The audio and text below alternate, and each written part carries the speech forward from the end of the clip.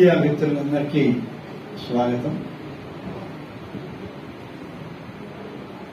ఈ ఎన్నికల సార్వత్రిక ఎన్నికల సందర్భంలో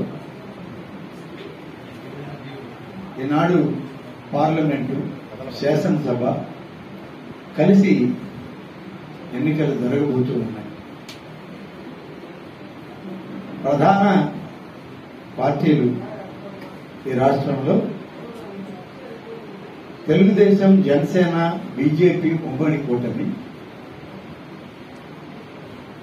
వైఎస్ఆర్ కాంగ్రెస్ పార్టీ మూడుగా ఇవాళ పోటీలో ఉన్నాయి. అయితే కాంగ్రెస్ పార్టీకి అంత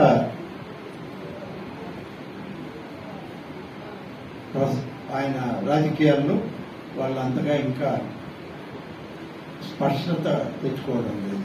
కానీ ఉమ్మడి కూటమి అయినటువంటి భారతీయ జనతా పార్టీ, జనసేన, తెలుగుదేశం ఈ మూడు పార్టీల కలయిక ఒక ఉమ్మడి మేనిఫెస్టో కూడా రిలీజ్ కాబోతుంది.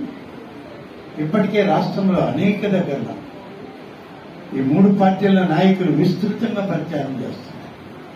కలిసి కొన్నింటిలో, విడివిడిగా కొన్నింటిలో 175 నియోజకవర్గాల్లో ఇప్పటికే ప్రచారం ప్రారంభమైంది. 25 మంది పార్లమెంటు సభ్యుల ప్రచారం కూడా మొదలైంది.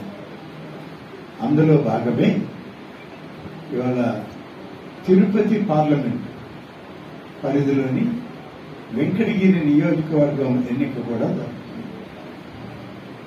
వెంకటగిరి నియోజకవర్గంలో ఈరోజు కాంగ్రెస్, వైఎస్ఆర్ కాంగ్రెస్, తెలుగుదేశం ఉమ్మడి అభ్యర్థుల మధ్య పోటీ నెలకొంది.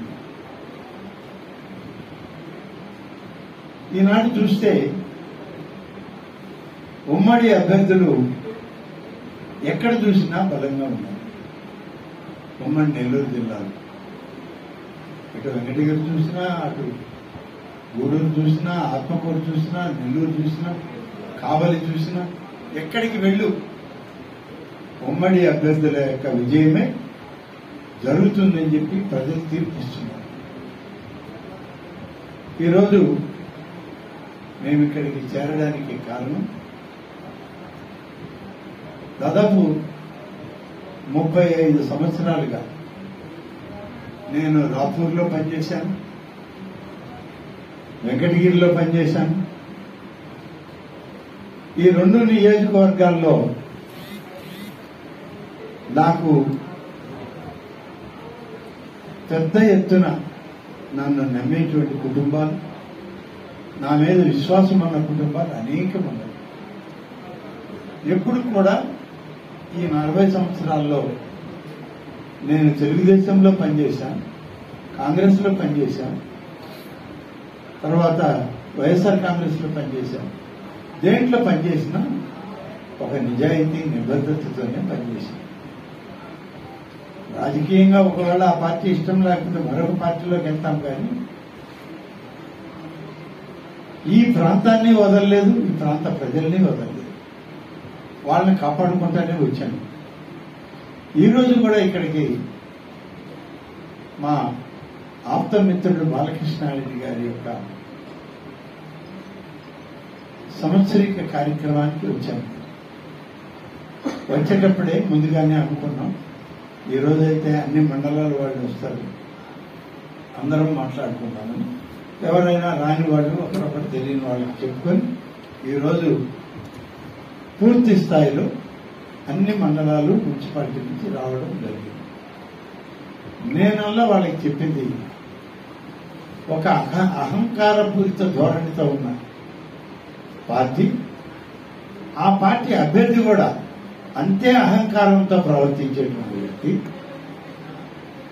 పొగరబోతు మనిషి, ఎదుటి మనిషిని లెక్క చేయనివాడు, ఏమాత్రం కనీసం మర్యాద కూడా లేనటువంటి వ్యక్తి ఉన్నాడు. అలాగే ఇవాళ అధికార వైఎస్ఆర్ కాంగ్రెస్ పార్టీ మనుగడ ప్రశ్నార్థకమైంది. ఈనాడు రాష్ట్రంలో ఉనికి కోల్పోయే పరిస్థితి వచ్చింది. తెలుగుదేశం గెలుస్తుంది, ఉమ్మడి అభ్యర్థులు గెలుస్తున్నారు. చంద్రబాబు నాయుడు ఈ రాష్ట్రానికి ముఖ్యమంత్రి అవుతున్నాడు. ఇటువంటి అహంకారపూరితంగా ఉన్న వ్యక్తి మనకి సరిపోడు. రేపు అధికారం ఉన్నా మనం పనులు చేయించుకోలేని వాళ్ళం అవుతాం. కాబట్టి